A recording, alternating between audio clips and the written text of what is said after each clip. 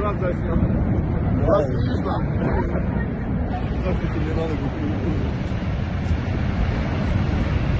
So that footage right there was one of the strikes that Ukraine did on the Russian Federation earlier this week on another one of Russia's oil refineries.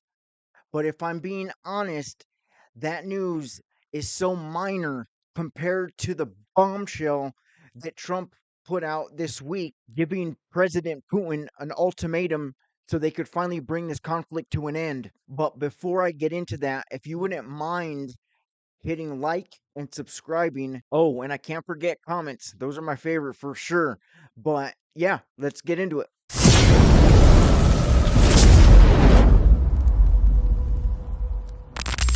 So earlier this week, almost right after President Trump, after he took office, a reporter asked him this question. You've called for a ceasefire in Ukraine. If Vladimir Putin doesn't come to the table to negotiate with you, will you put additional sanctions on Russia? Sounds likely. So why the change of heart? Why is Trump singing a different tune than what he was singing when he was doing his campaigning earlier last year? He was talking like him and President Putin were buddies and bunch of negative things towards Zelensky, and now he's basically giving Putin an ultimatum that if he does not get to the negotiating table, he's going to be willing to put sanctions, tariffs, even though we don't import, I'm pretty sure, probably almost nothing from Russia. So the whole tariff thing wouldn't really matter. However, sanctions absolutely could always inflict more uh, damage on their economy, without a doubt.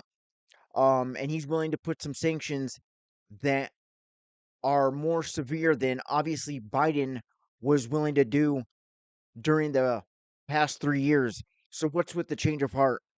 And why is he talking so negatively or tough towards Putin?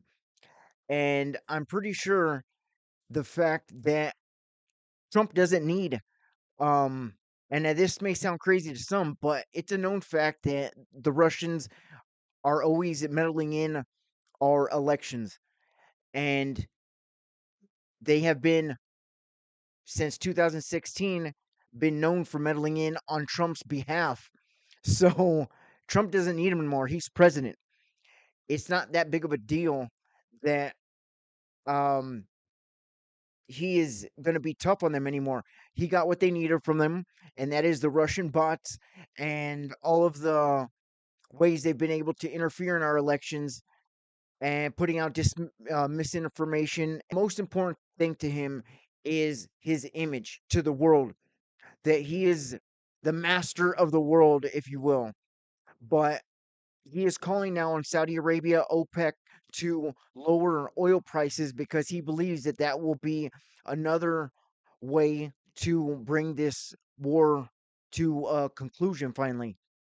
But here's a statement that the Russian Federation, or more specifically Putin's spokesperson Peskov, put out just the other day after Trump was giving his ultimatum to the Russian Federation and more specifically Putin.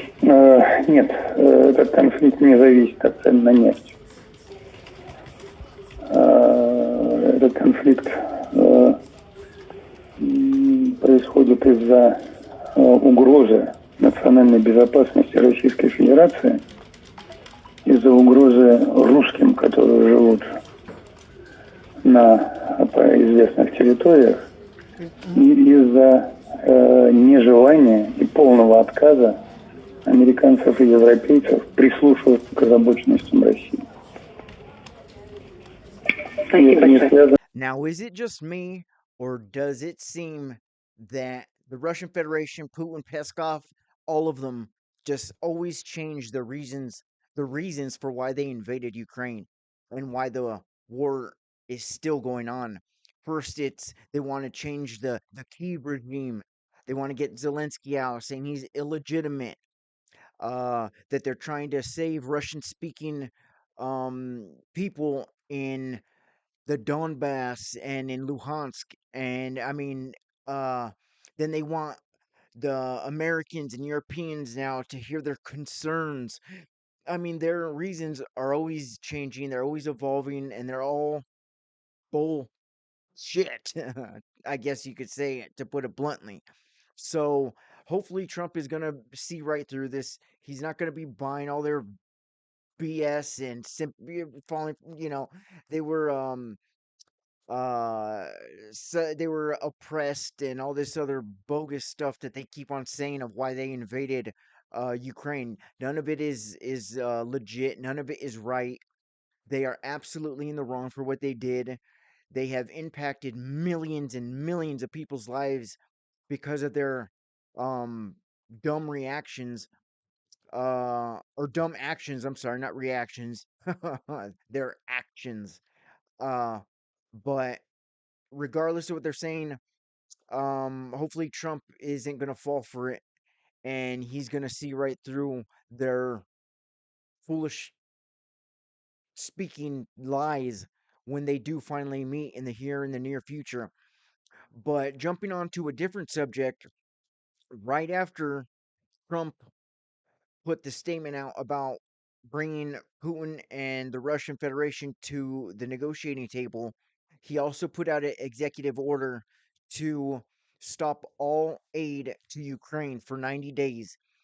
And everybody's having a panic attack, I guess you could say, because they're like, oh, is that going to be military aid? Well, according to multiple sources, including Euromaidan, that does not include military aid. That is not going to be affected by the halting of other financial aid that Ukraine has been getting from the U.S. that Donald Trump just signed the executive order earlier this week. So there's no reason to panic, at least for now. And even if he did eventually somehow put an end to their military aid, hopefully the Europeans, Germany, everybody else in Europe that has been somewhat supporting Ukraine up until this point will pick up the slack, and it should be more close to their fight. It should be more coming more from them than it is from the Americans. Yes, America is the richest. We do have the strongest military in the world, but it is not. We're not European. They are our allies, but um, it should be more help from the European countries that are more affected by this conflict.